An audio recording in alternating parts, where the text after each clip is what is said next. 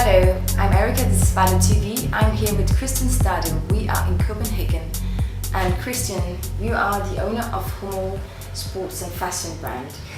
That's true, Erikka. First off, I'd like to say thanks for coming to my humble abode here, and I'm glad that you don't think it's too rowdy, the picture that we have behind us. But yes, I'm the owner and chairman of the company Hummel.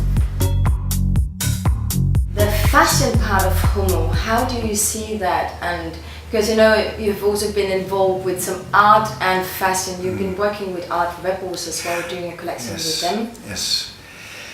I think the sphere where fashion meets, fashion and sports for that matter, meets art is a very interesting sphere. These days I'm writing a new book about creativity. What fuels creativity, where creativity happens. I write it together with, luckily for me, a very wise female professor called ReTHINK, who's Denmark's only professor in creativity, PhD in psychology also. And we've interviewed a lot of people for this book to find out, what makes creativity, how does it happen? Can you become more creative, even though you weren't born like that, or even though you don't have creative parents and so on. And I think we have made some interesting findings in the book. And one of them is that for many years we've said that creativity happens when you think outside the box. Maybe you heard about this expression before a couple of times. But for me and for us, this is actually very false. Creativity happens when you think not outside the box, but on the edge of the box, where different areas of knowledge and competence meets. And this also comes into play when different business areas meets. That's where the edge is, and that's where it becomes really interesting.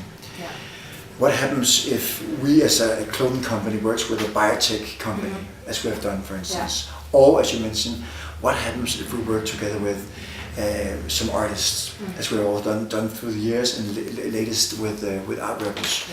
To open your company, to tear down the silo around your company, and to let in a little bit of chaos. That's really where creativity happens, also for a fashion company. So it's very important for us. We've done this for many years. Also worked with Jesper L at the V1 Gallery before, and other also foreign artists. So this is really important for us, and also for myself personally. I also see a lot of inspiration through arts. Of course, we say to ourselves in the fashion industry that we are in tune with the latest trends, but really where trends happen, that is within the arts. Because I think artists, to a further degree than designers, they're really tuned into the also subconscious trend streams in society.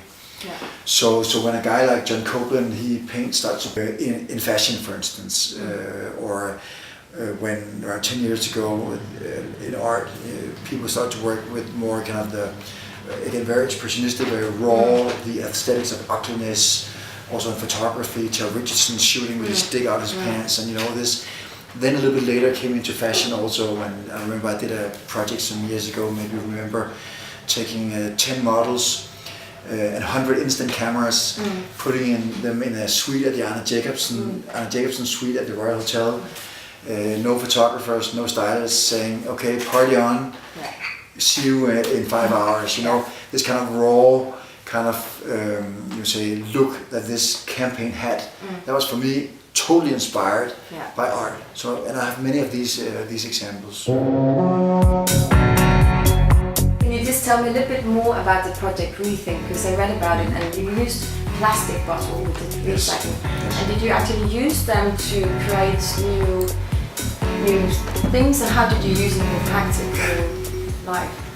Yes, the project ReTHINK we did together with, namely the company ReTHINK, which is part owned by will.i.am, whom you probably know, who is also the founder of the band Black Eyed Peas.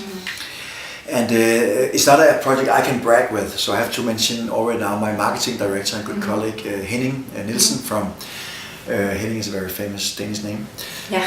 Okay. From Hummel. It's his idea, and which also shows, which I'm really proud of, that it is a core value. So not something just I make out. All the employees, they think along these lines. So Henning found out that first of all that it's possible to take plastic bottles or plastic cups and make them into granola, from which you make and spin polyester thread, from which again you can make a textile garment or actually also shoes, or partly, not the outsole, but part of the shoes. And then he also found out, and there's also this thing about being on the edge of the box, that we could also collaborate with Black Eyed Peas, since will.i.am was also involved with ReTHINK as a co-owner. So we did this partnership, meaning that we had around 20 volunteers for all the Black Eyed Peas concerts in Europe last year, collecting physically plastic bottles, plastic cups, but also they educated really intelligent young students from around the world going to all these concerts wearing Hummel. Also educating people about remember to recycle. Have you seen the great Northern Pacific garbage patch? We asked them. This huge continent in the Northern Pacific part of the Pacific Ocean, consisting of plastic simply in the water. Really terrible. Some people say, conservative estimates at least say it's around the size of Texas. More realistic estimates say that's around the size of the US. A plastic continent in the water, really terrible. So we told them about these kinds of things. So remember to recycle, think about the climate and your environment. So they gathered all these bottles, and based on these bottles alone and cups that we collected during the concerts, we could make around 11,000 Hummel jerseys. And moreover, we had this collaboration again with Black Eyed Peas. So during all the concerts, said Hummel loves Black Eyed Peas. And we met the band, very nice, all of them, Fergie and all these, and they made kind of shout outs, online. Hey, Hummel, and so also from a marketing perspective, it was good. During the World Cup in handball, strange Danish sport. Probably very strange, very small, but we do a lot of it in that because we're not a rich enough company to do so much in football as the big guys, Adidas and Nike and so on. So we try to be the biggest from a challenge point of view in handball. So during the World Cup, some of the best players in the world, Mikkel Hansen, maybe you know him, good-looking guy. No, don't know him. You know him probably. He played in, his shoes were partly made from these recycled bottles. So half of the Danish national team were wearing these shoes. Some of our sponsorship teams, also on the garment side, were wearing this 100% recycled garment. The jersey short set. For instance, the Polish national team and others. And then we also introduced a fashion collection, also consisting of footwear, partly made from recycled plastic bottles, and garments 100% made by recycled bottles, except the zippers and so on. It's a little bit difficult. So it's a great project, and again, it shows this thing about creativity. I think having on the edge between other ways of production. And also working together with another industry, in this case not artists in traditional sense of the word, but artists in terms of working with musicians and bands and so on, which we have also done for many years. When we started branching Hummel out into fashion, as you remember, probably 12 years ago, one of the things that made it all happen, getting us out in some of the best shops in the world, was also, that these people started to wear it.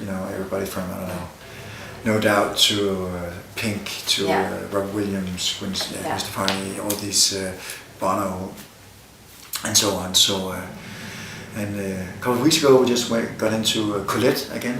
Very nice. Wow. To brag a little bit. So we made a co-op actually on our footwear. Together with Haribo, the candy producer. So we actually made shoes that smell of candy. So kind of a sensory branding thing also, and so we sold them to again like Colette in Paris, limited edition in Barcelona, and some of the best footwear stores around the world. So so it's interesting, and again also shows those way, and again how to work with other industries and so on. Good. Thank you very much, Christian. It was nice that we could come here and. Thanks for Yes, thank you. having me. Thank you.